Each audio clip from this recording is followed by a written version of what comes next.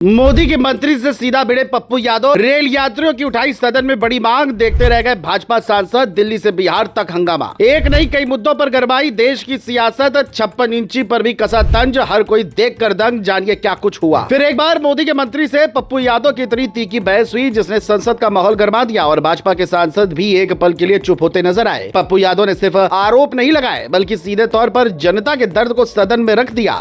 Rail यात्रियों की परेशानी, सीमांचल और कोसी के लोगों का पलायन और ट्रेनों की कमी जैसे मुद्दों पर उन्होंने सरकार को घेर लिया। इतना ही नहीं, सदन के बाहर भी उन्होंने प्रधानमंत्री पर सीधा हमला बोला और 56 इंच वाले बयान पर तंज कसते हुए सियासी तापमान और बढ़ा दिया। दरअसल लोकसभा में जब बिहार के रेल मुद्दों पर चर्चा शुरू हुई, पप्पू यादव पूरी तैयारी के साथ मैदान में उतरे। उन्होंने कहा कि चुनाव के समय बड़े बड़े वादे किए जाते हैं कि ट्रेनों की संख्या बढ़ेगी, हर शहर जुड़ेगा, लेकिन हकीकत यह है कि आज भी बिहार के लाखों मजदूरों और छात्रों को सफर के लिए संघर्ष करना पड़ता है। उन्होंने सवाल उठाया कि जब संसाधन सीमित है तो हजारों ट्रेनों के दावे आखिर किस आधार पर किए जाते हैं। सदन में उनकी आवाज इतनी तेज थी कि कई सांसद एक दूसरे का चेहरा देखने लगे। इसके बाद पप्पू यादव ने सीमांचल और कोसी क्षेत्र की बात उठाई। उन्होंने कहा कि इन इलाकों में हर साल भारी संख्या में लोग रोजी रोटी के लिए बाहर जाते हैं, लेकिन उन्हें सीधी ट्रेन नहीं मिलती है। पूर्णिया और सहरसा जैसे बड़े स्टेशन आज भी बेहतर कनेक्टिविटी के इंतजार में है। उन्होंने मांग की कि इन क्षेत्रों को सीधे महानगरों से जोड़ा जाए ताकि आम लोगों को राहत मिल सके। ये मुद्दा जैसे ही उठा, सदन में हलचल तेज हो गई और कई सांसदों ने मेज थपथपाकर समर्थन भी जताया। वहीं सरकार की तरफ से जवाब देते हुए रेल मंत्री अश्विनी वैष्णव ने पप्पू यादव के आरोपों को खारिज कर दिया। उन्होंने कहा कि जो आंकड़े पेश किए जा रहे हैं वो सही नहीं है और सदन को गुमराह करने की कोशिश की जा रही है।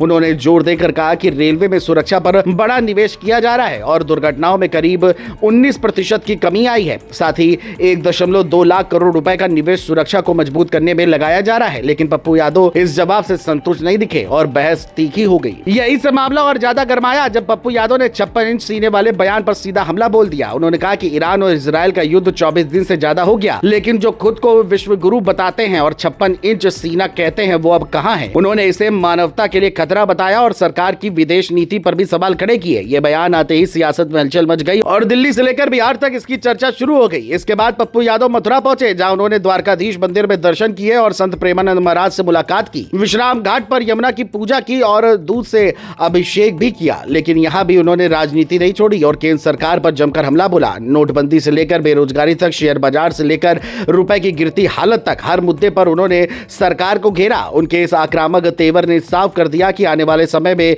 यह सियासी टकराव और तेज होने वाला है। अब सवाल यह उठ रहा है कि क्या ये सिर्फ एक बहस थी या फिर आने वाले बड़े राजनीतिक संघर्ष का संकेत है। क्या बिहार के रेल मुद्दे अब राष्ट्रीय राजनीति का केंद्र बनेंगे या फिर यह मुद्दा भी बाकी वादों की तरह दब जाएगा। लेकिन इतना जरूर है कि पप्पू यादव के इस तेवर ने सियासत में हलचल जरूर पैदा कर दी है और आने वाले दिनों में यह मामला और बड़ा रूप ले सकता है।